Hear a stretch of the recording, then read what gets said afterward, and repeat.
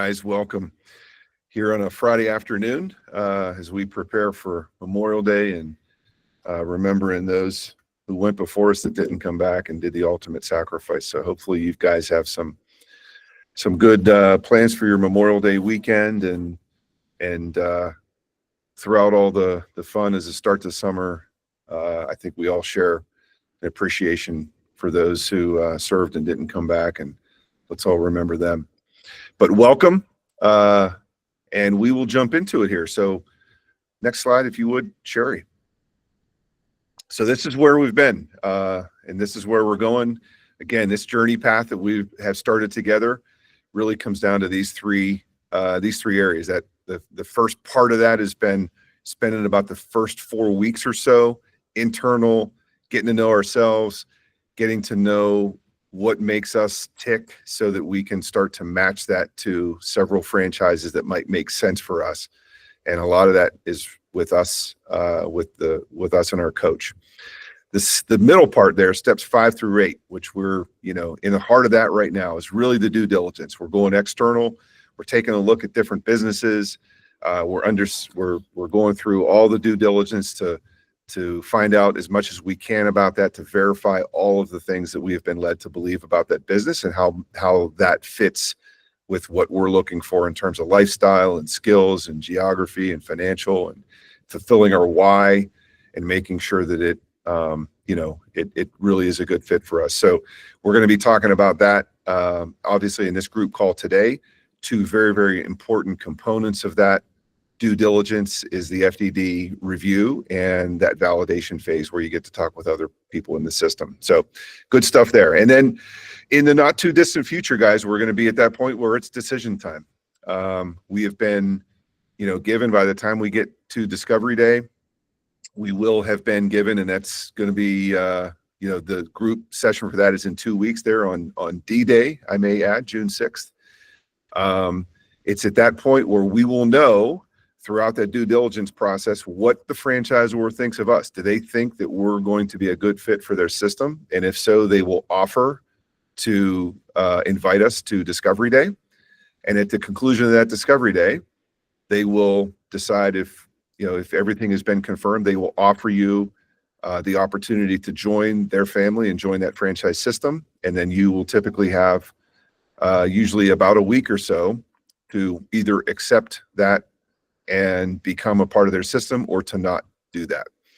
So that's the decision time coming here in a couple of weeks. So a couple of good weeks here of really, really in-depth due diligence will get us to that final point where we decide if we've got a match moving forward. So I appreciate and recognize all the work that everybody's put into this so far. It's been a lot.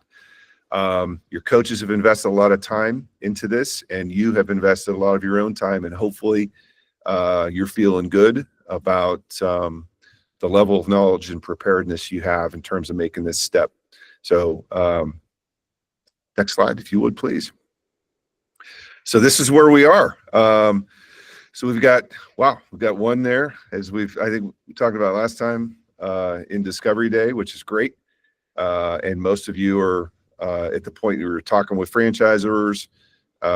You're looking at the funding options, and some of you are already in FDD review, so that's great. If you're in step 4 right now, you're behind.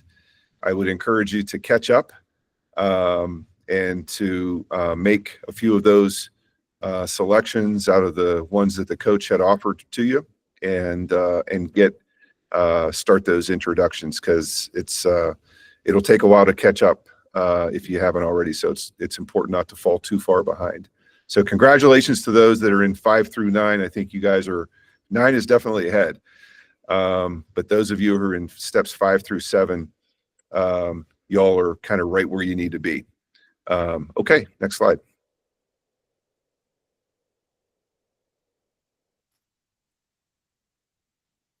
Okay, I am going to turn this over to Michael Rosenthal to talk about the FDD, but I just want to say, an FDD in general is a phenomenal document produced by the federal, or required, I should say, by the franchise rule. The Federal Trade Commission requires this to be done. And it is really an exceptional document in terms of it's compartmentalization of all the information that you're going to need to make an informed decision on that franchise. So all of the stuff, whatever franchise it is, it will have a unique FDD, but the information will be in very, very consistent parts of that. So it's easy to follow, and it's relatively easy to compare one to the other based on being able to find that information. Anybody who's ever bought a business before or sold a business before knows that, you know, the hardest part about that is gathering all of the information necessary to do the research.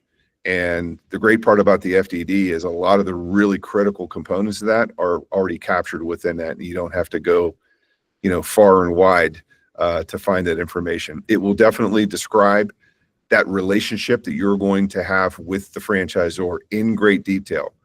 And so it's a really, really important document. It's required, and it's a compliance document, and a really critical part. So with that, I'm going to turn it over to Michael Rosenthal, who is a franchise attorney, and we're very blessed to have him here with us. Michael, take it away.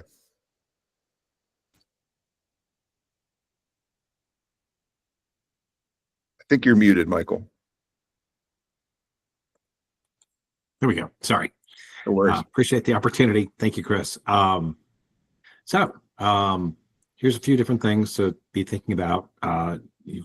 Once you have your FDD, 4 different ways or approaches you can use for reviewing it. The first 2, as I pointed out here, are sort of mandatory, and the third one is free. The first 3 are free. Read it.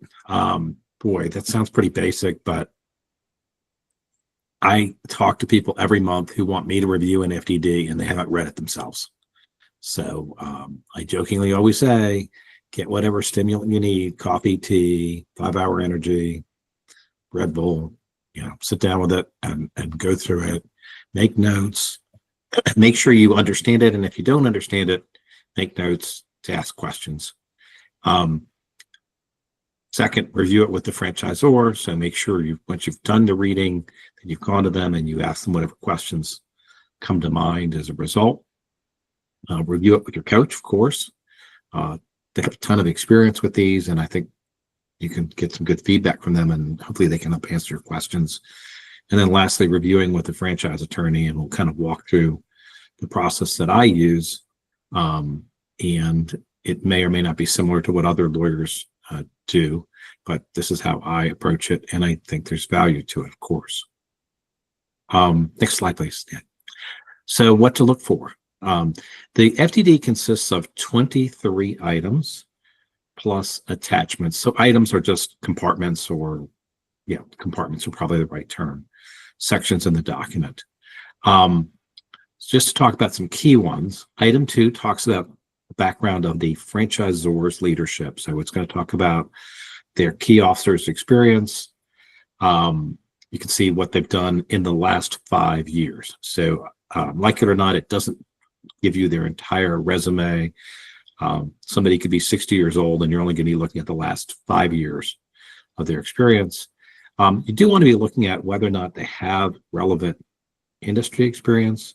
So in the industry that you're looking in, a lot of times they will. Sometimes they'll have other franchisor experience or franchisee experience, which is good. But you just want to kind of assess it. And also, are the companies that they've had experience with brands that you're familiar with? Were they startups? And how does that apply to your situation and what you are looking at potentially buying? Item 3, litigation history. So you may be looking at an FDD for a brand that has 5 units, or you may be looking at a brand that has 5,000 units. Once they get beyond a certain size, every franchisor has some litigation history. It's just impossible to operate a business in America these days without having some litigation at some point. So the question is, what is concerning? And I always say, a handful of lawsuits in a system with 5,000 units is not concerning. But a handful of lawsuits in a system with 50 units would be concerning, because that means they've gotten into litigation with 10% of their franchisees, which would be very concerning.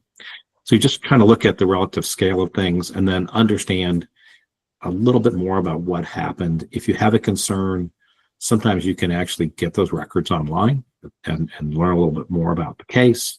A lot of times the litigation that's discussed is an arbitration, which means that information will not be available to you. So you just need to ask questions of the franchisor if you have a concern.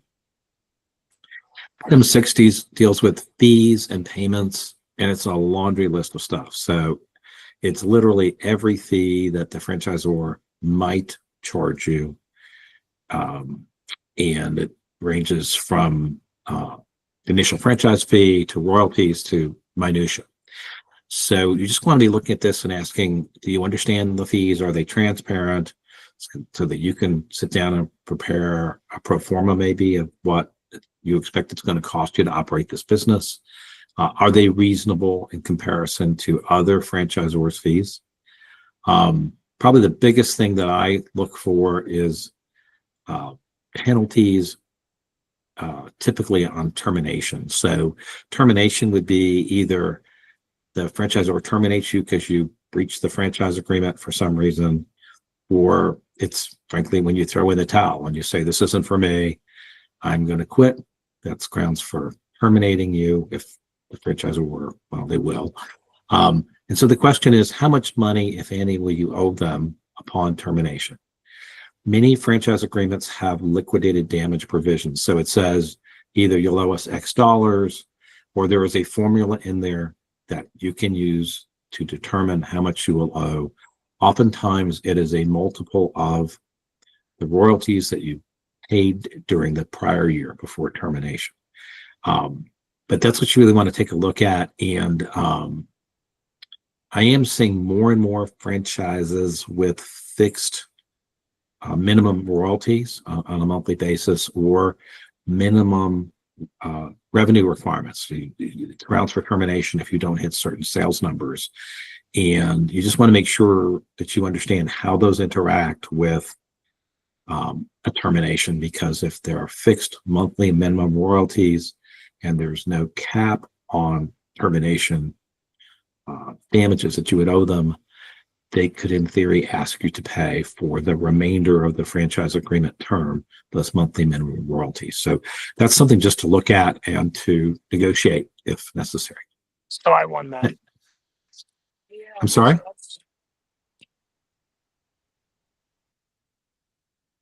If anybody has a question, feel free to post it too. I think somebody may have just accidentally unmuted, and they No, that's fine. Yeah. Yeah. If anyone does have a question, feel free to post it.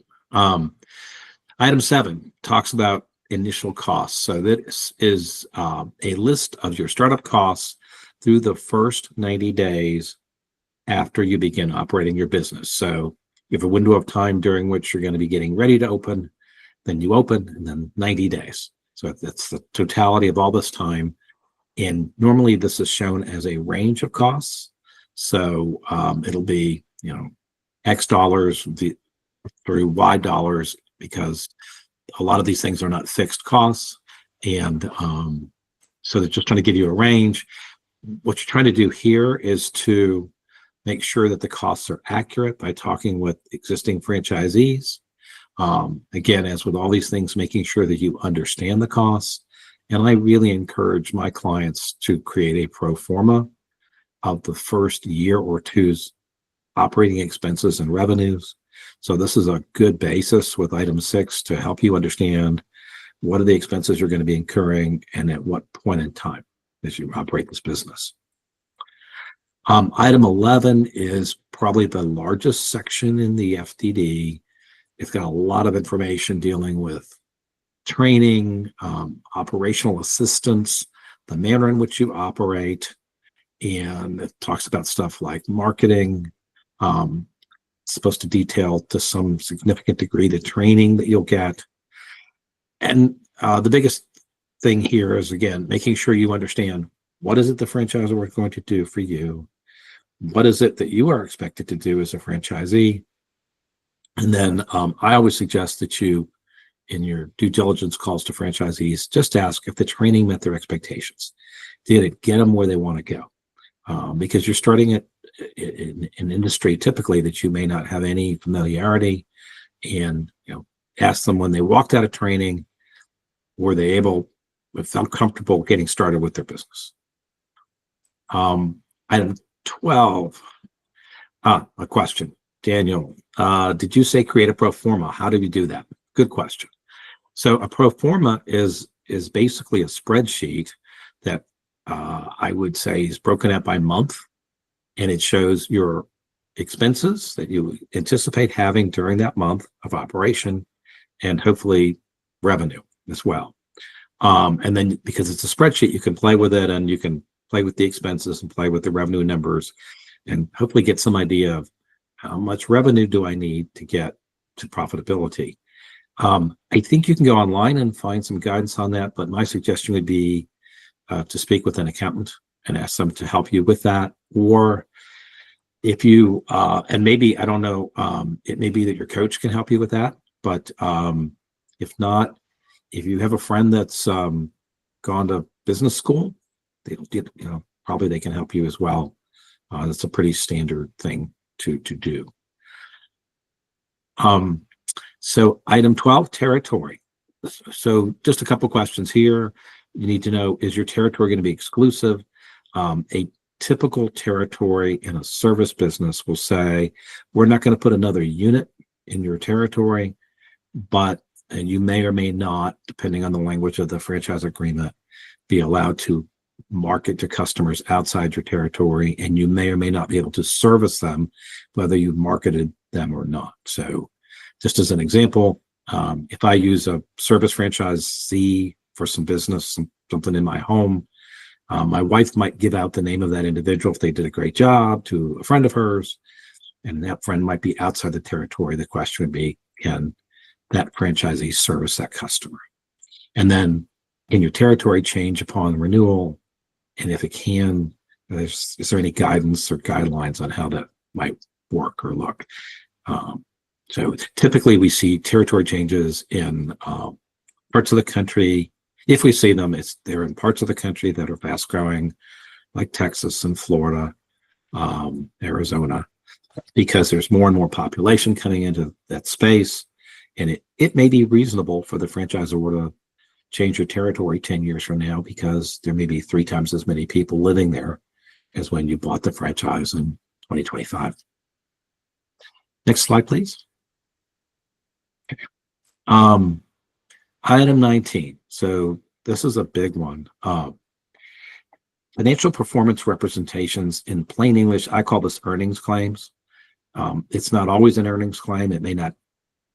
Item 19 may not say this is what our franchisees are making, but it's gives you information that can help you try to discern that to a degree. And some actually will give you that information. How much are they making on a net profit basis? So the law says franchisors don't have to give you this information. They can, they can choose to disclose it in any number of ways if the law is very non-specific. So they can give you just gross sales revenue numbers per unit. They can give you key expenses in addition to that. So if or a restaurant, like key expenses, the big ones might be rent, labor, and food cost.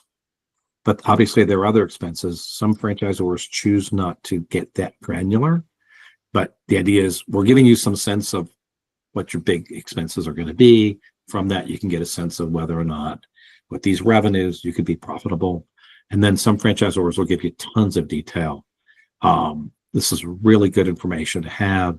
And I always say, since franchisors are not required to give this to you, you need to ask them why they didn't if they fail to provide it. Because I usually figure if they have great information, they're going to give it to you.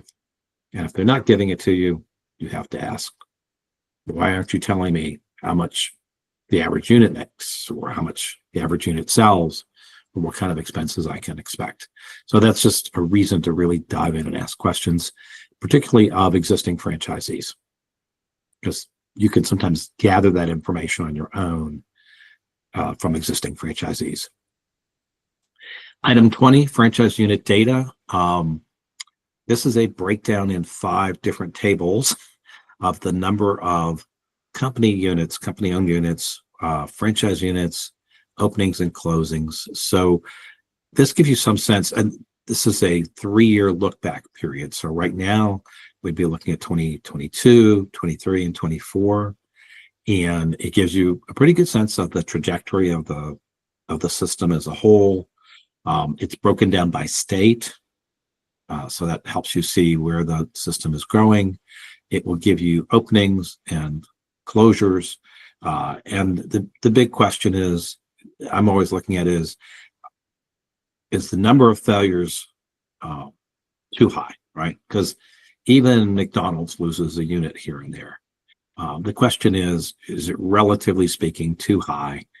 And certain types of franchise concepts, typically ones that are a little bit lower startup cost, require that the owner or somebody that the owner hires get out and do some sales, right? And so you're going to have a little bit more failures in those systems because some people think that they're willing to sell or that they're good at sales, and they may learn that they're not, or they don't have the stomach or the heart for it. So just look at that data and see if you're comfortable with what's presented there. Items 21 and 22. So you've got audited financial statements in item 21, and this is a 3-year look back. Also, you're just looking at the company's financial situation. Sometimes this is good information. Sometimes if it's a really big company, if maybe a private equity firm owns 10 brands, you're only looking at a piece of the puzzle, but it doesn't hurt to look and get a sense of the system.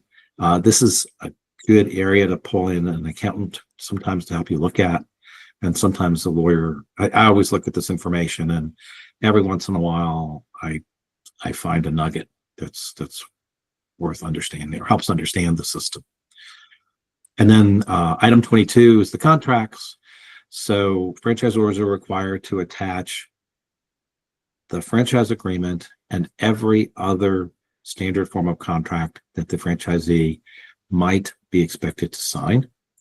So that could be agreements relating to covenants not to compete or confidential information, basic stuff like a contract that says that the franchisor can ACH funds from your bank account to pay for royalties and other fees. And then things like software license agreements, if you're using specific software that the franchisor provides. This is critical that you read and understand these documents. And I know they're boring. I know that they're complicated. Take your time, go through them. And I always say to folks, I had a good friend, he's passed away, but he was a businessman, and he said, I'll never do business with somebody whose hand I wouldn't shake and feel comfortable that they would honor their word. But I always want a contract, right? Because same thing here with franchises, that guy might sell the company and I'm dealing with somebody else. And that does happen in the franchise industry, right? For those of you who are old enough to remember Dave Thomas that used to do the Wendy's commercials, he was the founder of Wendy's. Well, by the time he was doing those commercials, he actually didn't own Wendy's anymore. He was just a spokesperson that they paid millions of dollars to every year. So you might have thought Dave was a great guy and you really trusted him, but Dave's not making the decisions. Dave's actually dead now. So he's definitely not making any decisions. But the point is, these are the documents that are going to govern your relationship for the period of the franchise agreement.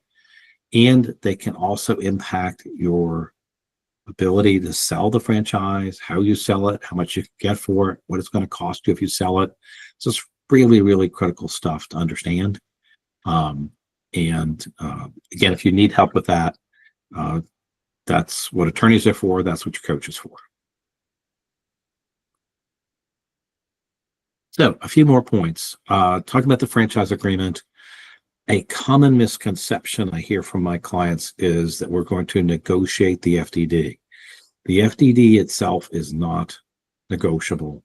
It's just an informational document that's required by law and has a lot of information in it. The franchise agreement may be negotiable. It's the document that's going to govern your relationship with the franchisor.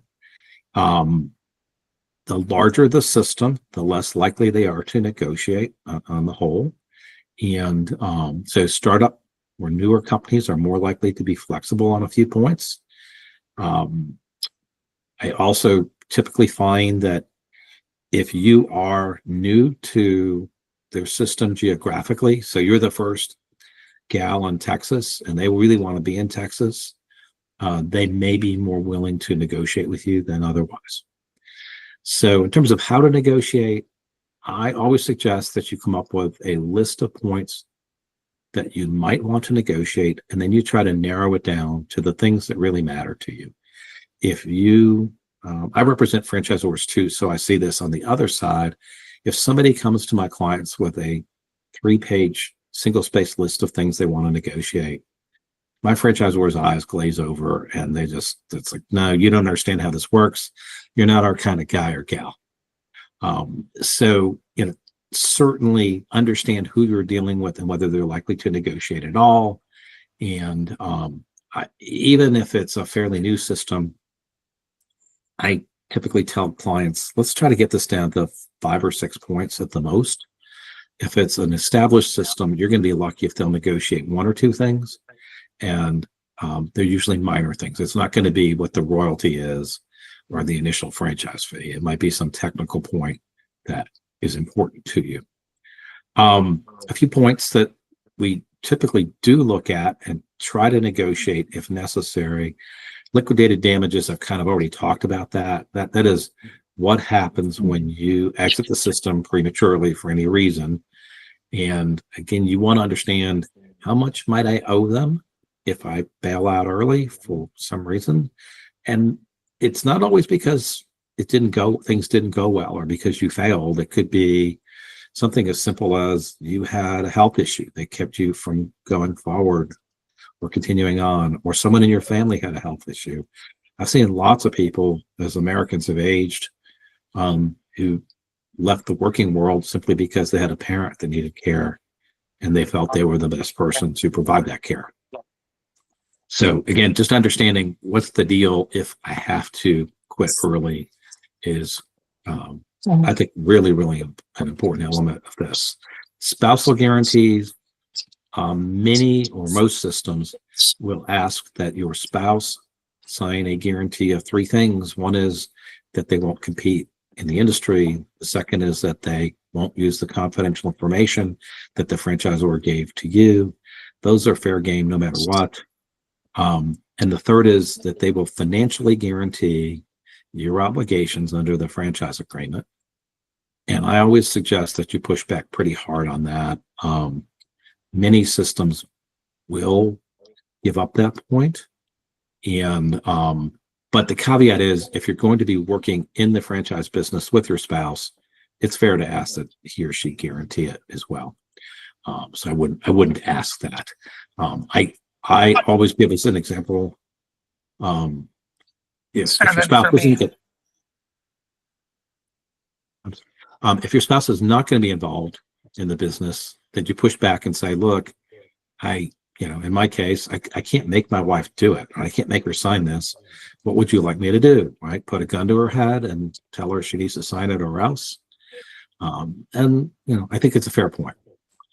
And then lastly, how do disputes get resolved? So many franchisors have lengthy dispute resolution provisions in their contracts. That's generally a good thing. So it's things like, are we going to go to mediation with a neutral and try to resolve our disputes by talking this out? Do we have to get together at the franchisor's office face to face and try to talk things out there? Also a good thing. If we can't resolve them, most franchise agreements call for arbitration, which is essentially a private judge that the parties hire.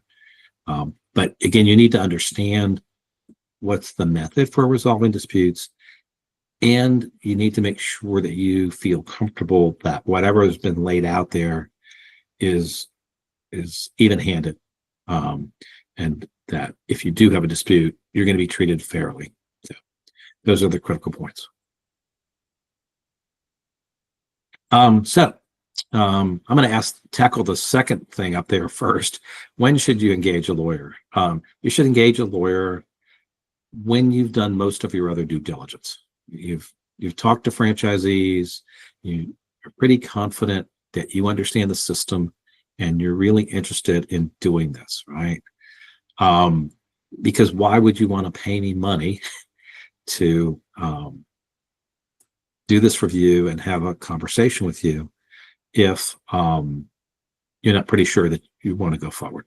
So I always say I should be the last stop on your train line of doing your due diligence. And then in terms of what we do, I normally set these up as a flat fee. So I'll review the FDD and the franchise agreement and the other agreements. I give you written comments. And then I set aside 1 hour of my time. And that is for question and answer that you may have. It's for whatever you want. So it's an hour that's available. It could be to help you negotiate if you want to try to negotiate some points. But that is your hour. And then normally I charge a flat fee on that of $18.95. With veterans, I charge $16.95. And I would say that certainly 90 plus, maybe 95% of the time, that flat fee covers everything that we need to do. In a very small percentage of situations, we want a billing for the additional time beyond that hour, and that's just billed to you on an hourly basis. And I'm glad to answer any questions that come up. I generally tell folks to please allow me at least 3 business days to get a review done. And it takes me a day to go through the internal processes at my firm to get a file open. Okay. Yeah, we're going to stop there. Michael, thank you so much. Really great information. Guys, one other, and we're going to take some questions from Michael if you guys have them, but one thing I would sort of add to this is that it's very similar to real estate, right? When you go to buy a home, there is a seller's disclosure, right? It's not negotiable. It's just the seller telling you, this is what I know about the house. This is the condition of all the components of the home and the piece of real estate. That's not negotiable. When it comes down to the contract, that is, right? Whether that be sale price, whether that be things come up in the inspection and who's going to pay for what on anything that came up in the inspection, those are all negotiable items. That would be equivalent to your franchise agreement. So the FDD is very similar to a seller's disclosure, and that real estate contract is similar to the franchise agreement. Michael said, for sure, it's very near the last thing that you want to do in your due diligence process. Typically, the way this works is the FDD will be given to you probably the second or third call that you'll have with that franchisor. They will, it's called a disclosure. They'll give you that FDD. They'll email it to you. You have to sign for it. And the only reason is because you have to have that 14-day window, 14 days go by. And they, that's just a requirement for them. It doesn't mean you're buying anything. It doesn't mean you're committed to anything. It just means that you receive that FDD. But for the franchise agreement, for you to become a franchise owner, that you have to sign that franchise agreement. And Michael talked about the lead time. If you do want to have a legal review, plan on at least a week. And so when you get that franchise agreement, you want to make sure that you get on a lawyer's calendar in advance, send that over to them, have them review that, and give it sufficient time to have a conversation with you, for you as the client to have a conversation with your coach and with the franchisor, and to potentially negotiate any terms that might be negotiable during that. So, allow for that lead time. If you're planning to sign and pay your franchise fee on a certain date, just plan accordingly for all of that lead time. Last thing I'll say on this is that the perspective is really, really, really important here, and the industry knowledge. So a lot of times people will say, well, I have a family member that is a lawyer, And so I'm just going to have them review that. Listen, if they're a franchise lawyer, that's great. Absolutely.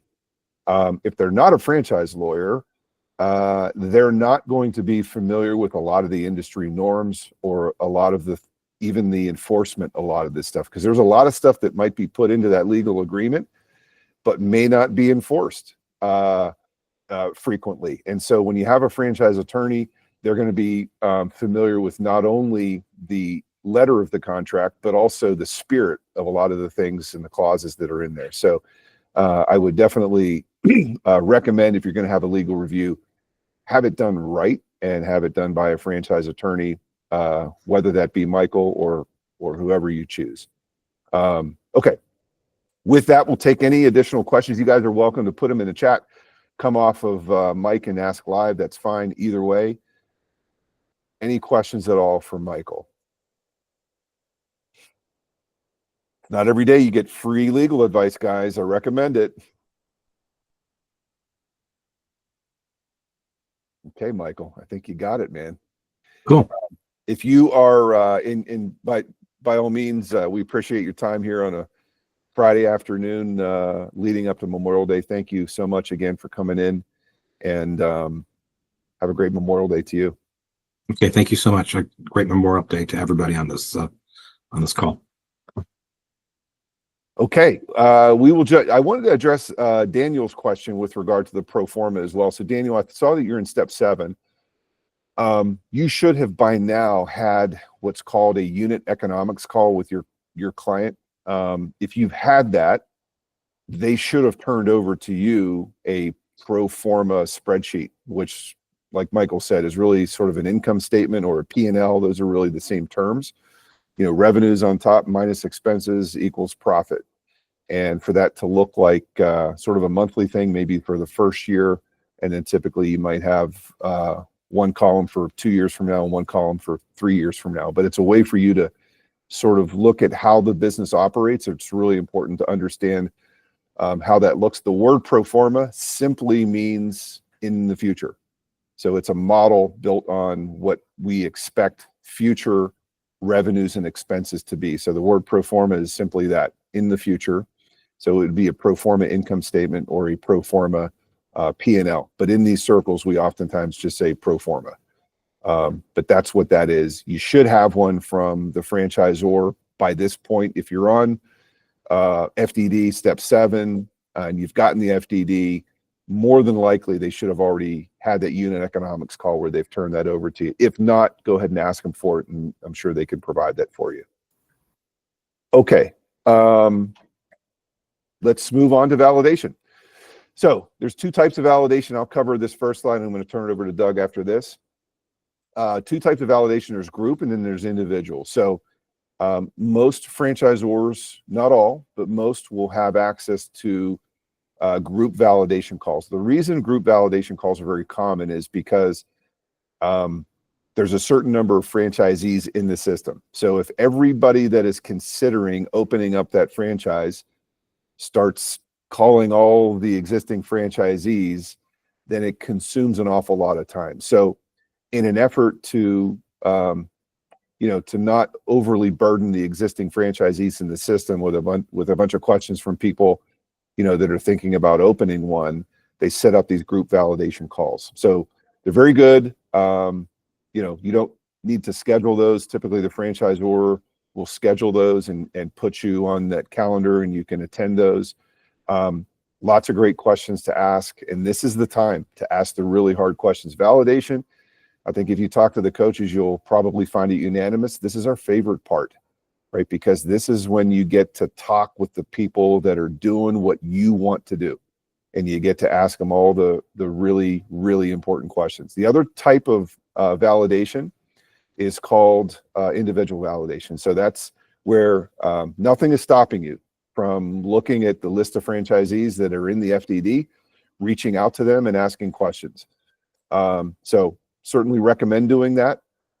Just be respectful that they are under no obligation to return your calls. They're busy running their businesses, and thank them for their time and treat that time very with respect. But again, ask them questions, and Doug's going to go over a few of those that are common to ask. But individual validation is part of that as well. As the name implies, validation is all about validating many of the things that you have learned so far. So you've learned a lot in conversations with the franchisor, your coach, the FDD. These are all things that and so this is final validation with the people that are running it. How does this work? I noticed this clause. I noticed this is included in the training. How does that actually manifest? What does that actually look like? Right? To really get the examples of a lot of the stuff you've been learned about that franchise so far. So really good and important step. Okay, with that, I'm going to turn it over to Doug. And next slide, Sherry, please. All right, thank you, Chris. You need to think, I would say from that last slide, is I know it came up with a couple of my folks, but when you are going through the list, and if you do happen to talk to somebody in an adjacent territory, just be a little weary that if they have a lot of business in that territory and they haven't bought it yet, they might have their eyes set to acquire it. So you just might want to be cautious before reaching out to somebody that might be the neighboring, franchisee next door. However, there are folks that, going through validation, I've had people connect with an adjacent, or maybe not adjacent, but a close franchisee, and actually get offered to go and spend time with them and see a day in a life, which if you get that opportunity, that's great. So you can do a ton of learning there. But questions to ask the current franchisee owners, my opinion, and I'm a numbers guy, the best part of that is to get and peel back the onion and dig deeper into the financial performance. You want to, if you're looking to start it as a semi-absentee and not go in as owner operator, it's really important, in my opinion, to talk to someone else that started the business that way. Did they hire a general manager? What kind of funding did they get? Did they wish they had more funding or less? How much working capital? Really digging into the financial performance of the business and understanding the costs and the benefit to the owner versus maybe what it looks like on paper because of the tax incentives and things that they did to kind of reduce revenues from depreciation and things like that. So finding out the time to get the cash flow positive, it's really important. How much working capital do I need until the cash of the business can start paying the bills of the business? And finding out what they did and how many months of an estimate they used and what amount, and was it enough or did they wish they had more? And then really looking at kind of, were there any surprises, any big things that came up that through the FDD and they probably talked to the same franchise development person that you did, depending on how long they've been in the business. But, were there any big expenses they didn't plan for, any surprises in what the day in the life of the business was like versus what they thought it would be or what they were told it would be? And then any kind of big challenges that happened or that were overcome. Certainly a franchise that's been around since before 2020, find out what happened during COVID. How did the franchisor support them? Kind of get an idea of, they call it validation, like Chris said, make sure that the support that they say they offer is what you're hearing, and are you hearing the trend from the franchisees that you talk to? And my favorite question is probably, would you do it again? And it's important, when you get the answer, to find out why. Because I've had multiple people come back and say, yeah, I did validation. I asked them if he'd do it again, and he said no. And it's like, well, did you ask him why? It's like, it's not all rainbows and puppy dogs. So there are going to be tough times. See where they're at in the business, see what the issues were, see what caused it. Running a business is a lot of problem solving, figuring out how to get around hurdles and obstacles. And, when you're passionate about the business, you want to grow it, and you see the vision of the end goal of what you can do with it, nothing's going to stop you. So, find out as much as you can from those folks, especially, and see how you would fit in that model and whether you can succeed in that or not, and press through the tough times to make it a success. And the best part is you don't have to memorize these questions or write them down, because when you log into the portal, you go to step 8, there's a lot of really great questions there in addition to these, to make sure that financially you're getting the best information beyond the item 19 and more. And I think with that, Sherry, we move on to the quiz. So if you can hit that QR code or go to slido.com and put in that hashtag number, you can answer the question. But question is, what's the minimum amount of time you must have the franchise disclosure document before signing a franchise agreement? So like I said on the last group call I did with this, the answers are totally anonymous unless you get it wrong. And then it puts your name next to it. I'm just kidding. There it is, 14 days. Sweet. That is correct. In 1 or 2 words, and we'll need more than one participant here. In 1 or 2 words, what's the most critical step when reviewing the FDD from what you gathered today? There it is. I love that. Read it. What does the item 19 in the FDD cover? Is it trademarks, the financial performance representations, initial fees, or franchisee obligations? All right. Got a couple folks in there now. All right. What's one question you'd ask a current franchisee during validation? What seems most important to you? Heard a lot of good stuff today. A lot of you have started talking to the franchisor at this point. Maybe a few have started talking to franchisees.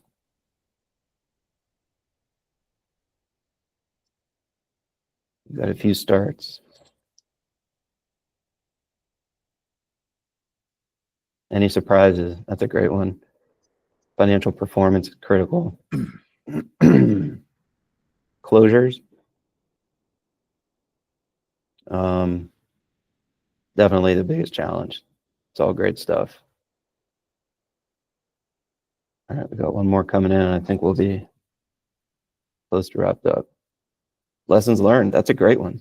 Other people have learned lessons, and maybe expensive lessons in this, which is one of the great things about a franchise, mitigating risk, not eliminating it. But all right, good stuff. All right, if you guys have questions, you can come off mute, throw them out there.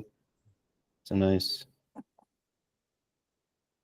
group to learn from each other's questions.